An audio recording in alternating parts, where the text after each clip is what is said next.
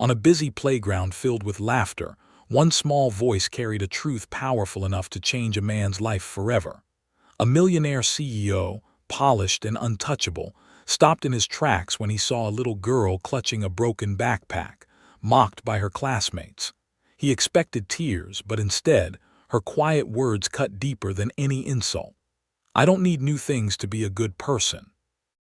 In that single moment, the weight of his empty success crashed against the innocence of a child's wisdom. What began as an ordinary morning turned into a journey of healing, courage, and unexpected family. Sometimes, the smallest voices remind us of the truths we've forgotten. Stay with us because this story will move your heart in ways you never imagined. Subscribe to Hidden Echo Stories and discover the echoes of kindness waiting to be heard. Parker Whitman stood at the edge of the schoolyard, his shoes crunching against loose gravel as the noise of children's laughter spilled around him like an unfamiliar language. The painted murals on the brick walls behind him were faded by years of weather. The metal swings creaked in uneven rhythm, and sneakers squeaked against cracked pavement. To anyone else, the scene was bright and ordinary. To him, it was strangely hollow, an echo of a joy he could no longer reach. He looked polished, every detail of his navy suit perfectly arranged, his tie knotted with practiced precision. Yet beneath the surface, his life had been stripped bare since Emily's passing 10 months ago. He carried the silence of her absence into every crowded room, every car ride home, and now even into this playground alive with noise. He told himself he had come for a meeting with the district board, something about technology grants and partnerships. But deep down, he knew it was a lie. He could not even remember the drive here. His body had carried him on instinct, dressed him in his sharpest armor, and delivered him to a place where children's voices collided in the air like sparks. He felt none of their joy, only the weight of a cold morning that seeped into his chest, no matter how high the sun climbed. Then it happened. A shriek, not of joy but of cruelty, sliced through the chatter. His gaze shifted, and he saw a small circle of children gathered tight around a figure in the center. They jeered, voices sharp and careless, the way children sometimes test the limits of their own meanness. At the heart of their ring stood a little girl, no more than 8 years old, her head bent low. In her arms she clutched a pink backpack so worn it seemed held together more by hope than by fabric. One strap was fastened with duct tape, the seams frayed, stains splattered across its faded canvas. Her shoes were scuffed, the sole of one peeling away, and her dress looked as though it had been passed down too many times. "Hey, trash picker," one boy shouted, his grin wide and merciless. "Bet you found that backpack in the garbage," another chimed in. "Is your mom too poor to buy you a real one?" a smaller child added, his words cutting even sharper for their innocence. Each taunt landed like a stone. Parker felt something tighten inside him, an old wound reopening. His hands curled into fists, not from anger at the children, but from the memory of being small and unseen himself. The laughter seemed to rise, sharper, brighter and crueler than anything he had ever heard in a boardroom. For a brief moment, he froze, not out of hesitation, but because a part of him he thought long buried had surfaced with sudden force. Then he moved. His stride cut across the blacktop, each step grinding dust and pebbles under expensive leather. The circle parted as he approached, some of the children scattering with guilty glances, others pretending they had meant to leave anyway. He did not shout, did not threaten. He simply stood there, his presence alone enough to break the storm. When the last of them had slunk away, the girl still did not look up. She held the broken backpack like armor, knuckles white, her body stiff with practiced defiance.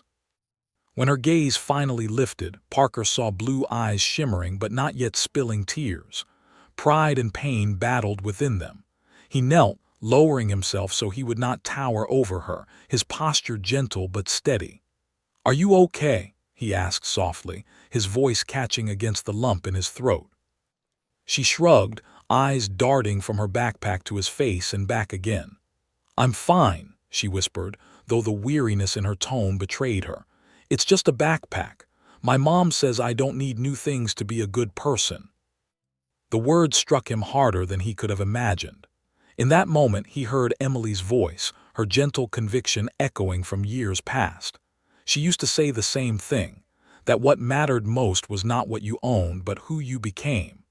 His chest tightened, grief mixing with awe, and for the first time in months, Parker felt dangerously close to tears.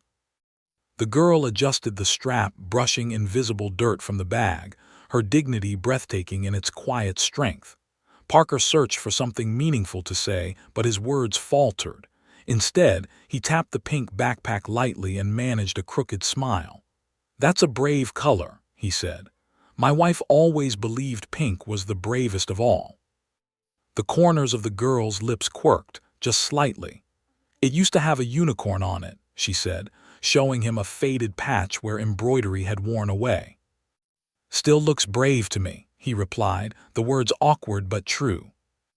A silence lingered between them, filled with the distant hum of children returning to play. For the first time in a long while, Parker did not want to walk away. He asked her name. After a pause, she answered, "Olivia," almost like a challenge. He repeated it softly, savoring the sound, and told her it was a strong name. She studied him with wary eyes before clutching the backpack tighter. "Are you the principal?" she asked. He nearly laughed, shaking his head. "No, just visiting, but I'm glad I met you." The bell rang, scattering the playground. Olivia glanced at a crumpled paper poking from her backpack, then excused herself with a quiet, "I have to get to class." She hurried away, her battered backpack bouncing at her side, leaving Parker standing in the echo of her words. As the schoolyard emptied, he remained rooted, the image of her resilience seared into him. Something inside had shifted, small but seismic, as if her dignity had cracked open the shell of grief he carried. He thought of Emily, of her kindness, of the truths he had allowed to slip away. And for the first time in months, a spark of hope flickered in the hollow space of his heart. He turned toward the main office eventually, his shoes carrying him forward, but his mind stayed with Olivia. A child with almost nothing had given him something he had not felt in a very long time, the reminder that brokenness does not erase worth, and that sometimes the smallest voices carry the loudest truths. Back at his office, Parker tried to lose himself in the familiar rhythm of meetings, charts, and numbers. But nothing felt the same. The polished marble floors, the sleek glass walls, the quiet hum of productivity, it all seemed strangely artificial, like a world built on hollow echoes. No matter how many times he glanced at his phone or skimmed the documents in front of him, his mind kept returning to a girl with blue eyes and a pink backpack torn at the seams. He heard her words in places they did not belong. During investor calls, while his assistant briefed him on contracts, even in the elevator ride to the top floor, the same phrase whispered through his mind. "It is just a backpack. My mom says I don't need new things to be a good person." The weight of those words unsettled him, cutting deeper than any corporate negotiation ever had. For years he had believed that solutions came in the form of transactions, that money and strategy could fix almost anything. Yet here was a child reminding him of a truth he had almost forgotten, that worth was not measured by possessions, but by resilience and love. His assistant Tasha noticed the change. She knocked lightly on his office door one morning, iPad in hand, her sharp gaze searching his distracted face. "Sir, the board is waiting. Shall I tell them you will be there in 5? He looked at her blankly, the thought of another discussion about revenue streams and acquisitions unbearable. "Postpone it," he said. Tasha blinked, caught off guard. "The board meeting," he nodded, forcing a smile that did not reach his eyes. Something came up. She studied him for a moment, but did not press further. When she left, Parker turned his chair toward the window, the city skyline stretching endless before him. For the first time in years, he did not feel like the man in control of everything. He felt restless, almost fragile, haunted by the image of a little girl holding her dignity tighter than her tattered backpack. He opened his computer and searched the school's staff directory. His eyes landed on the name, Janine Brooks, custodian. Reliable, never missed a shift, always willing to help. The words were plain, but they spoke of a life built on perseverance. He could picture her working late nights, carrying burdens too heavy for one person, raising a daughter on grit and sacrifice.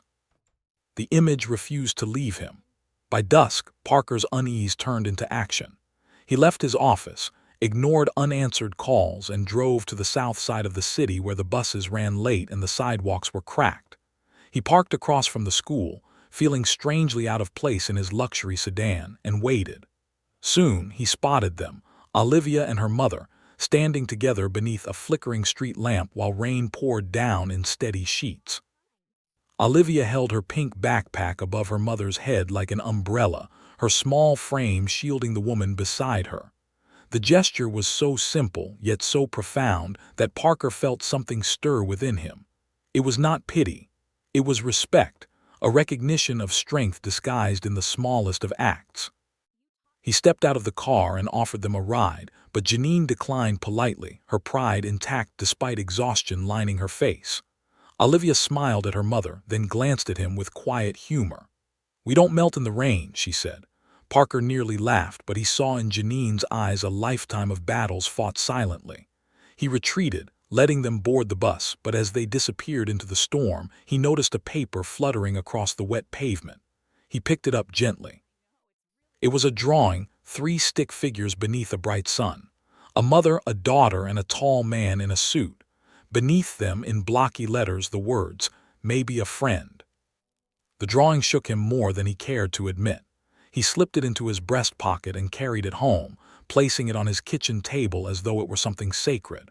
That night, he could not bring himself to turn on the lights. Emily's photograph still watched from the mantel, and he thought about the way she used to notice people, the overlooked and forgotten. "Everyone is fighting a battle you cannot see," she would say. He wondered if he had missed too many chances to live by those words. The next morning, Parker found himself circling the schoolyard again, unsure why he was drawn back. Perhaps it was habit, or perhaps it was the quiet pull of Olivia's voice echoing in his mind. He spotted her beneath the narrow shelter of the gym roof, her backpack hugged to her chest, the duct tape peeling away in the damp. She looked tired, her small shoulders carrying more than a child should. When she noticed him, she offered a shy wave before darting inside. Later that day, during recess, Parker watched from a distance as her backpack finally gave way. The strap snapped, and her belongings tumbled across the wet ground, pencils, papers, a worn workbook, and a folded piece of paper. Olivia scrambled to collect everything, her face flushed with embarrassment. Parker knelt beside her, helping gather the scattered items. When he handed her the paper, she held it close, reluctant to let him see. But a glimpse was enough. Across the top, in careful handwriting, were the words, "My wish list." The items were heartbreakingly simple. New shoes for Mom, please nobody get sick again. A new lunchbox if we can. Parker felt shame and grief collide inside him. This was not a request for toys or luxuries. It was survival written in a child's hand. He wanted to fix everything instantly, to buy her new clothes, new books, a new life. But he saw the pride in her eyes, the same pride her mother carried, and he knew help had to come with respect, not pity. A few children nearby whispered cruel remarks about her broken backpack and poor people lists. Parker silenced them with a single look, the kind of stare that had quieted entire boardrooms. Olivia muttered an apology under her breath, as though she had done something wrong. Parker shook his head. "You have nothing to be sorry for. Sometimes things just fall apart." He found a plastic grocery bag and helped her pack her belongings. It was a poor substitute for a backpack, but Olivia accepted it with quiet gratitude. He wanted to do more, to say more, but the moment passed and the bell rang again. As she walked away with the bag slung over her shoulder, Parker realized he was no longer an outsider to her story. He had stepped into it, and he could not turn back. The days that followed unfolded like a storm pressing against the edges of Roosevelt Elementary. Whispers of budget cuts lingered in the hallways, shadows of uncertainty trailing every parent and staff member. Yet amid the tension, something unexpected began to grow, quiet and steady. It started with Olivia. Her kindness club. Once nothing more than a handful of children huddled in the corner of a classroom, began to expand. Flyers with her looping handwriting appeared on doors and lockers. Hearts, stick figures, and the words "Help others. Be brave." Everyone matters. Teachers noticed that the same kids who had once mocked her now sat cross-legged beside her, cutting paper and sharing stories of kindness. Some admitted their mistakes, others simply came because Olivia's calm acceptance left no room for shame. Parker watched from the doorway one afternoon, his chest tightening with a feeling he could not quite name. Pride, yes, but something more. A sense that this small child had found a way to shift an entire community with nothing more than sincerity. But the fear of layoffs remained. Parker saw it in the principal's tired eyes, in Janine's cautious movements as she scrubbed floors late at night. He could not ignore it any longer. When the school board called a meeting, he knew he had to be there. Yet as he prepared, words failed him. He drafted speeches about technology, about opportunity, about the importance of investment. None of it felt true enough. At night, he spread Olivia's wish list on his desk, staring at the simple lines written in a child's uneven hand. New shoes for Mom. Please nobody get sick. Be good so Mom can rest. Those words became the only speech he needed. The night of the meeting, the auditorium was thick with unease. Parents filled folding chairs, teachers whispered in clusters, reporters set up cameras at the back. The board members sat in a stiff line, their faces guarded, already preparing for conflict. When Parker entered, heads turned. Some parents murmured, recognizing him as the CEO, the outsider who had taken interest in the janitor's daughter. He ignored their stares and made his way to the front, Olivia's drawing tucked safely in his pocket. The principal spoke first, her voice steady but tinged with urgency. She reminded everyone that the strength of a school was not measured only in numbers, but in people, teachers, custodians, children who came each day hopping for stability. Then she called Parker to speak. He stood beneath the harsh lights, notes trembling in his hands. For a moment, the weight of expectation pressed on him like a physical force. He could hear his heartbeat echo in his ears. Then he folded the notes and set them aside. His voice was softer than usual when he began. I came here first as a donor, but I stayed because of a little girl with a broken backpack. He told them about the playground, about the cruelty she endured, and the courage she showed in holding her head high. He spoke of her words, how she did not need new things to be a good person, how her wish list contained nothing extravagant, only hope that her mother would not fall ill and that life might be a little easier. His voice caught as he read aloud the simple requests, each line striking the room with the weight of truth. Parents wiped their eyes, teachers looked down at their hands, and even the board members shifted uncomfortably in their seats. Then Olivia herself stood, small, fragile, but with a strength that silenced the room. "We are not broken," she said clearly. "We just need a little help. My mom works hard, and so do I. Please let her keep her job so we can stay together." The words rang through the air like a bell, unshakable and pure. For a moment, no one moved. Then the applause began, slow at first, until the entire room rose in ovation. The board recessed, their deliberation brief but tense. When they returned, the decision was unanimous. Custodial jobs would remain intact, and a hardship fund would be created, named after Olivia, the child who had reminded them all of what mattered most. The tension dissolved into relief, gratitude, and quiet awe. Janine held her daughter tightly, tears streaming down her face. Parker felt his own throat tighten as he watched the community rally around them. He had not been the savior of this story. He had simply stood as witness to a child's courage. In the weeks that followed, Parker found himself drawn deeper into Olivia's world. He visited their apartment often, bringing groceries, though always leaving the price tags visible so Janine would know he offered respect, not pity. He fixed broken windows, carried in supplies, and stayed for bowls of soup at their worn kitchen table. For the first time in years, he felt what it meant to belong, not because of wealth or power, but because of the warmth of two people who welcomed him without condition. At the school, he organized volunteer days.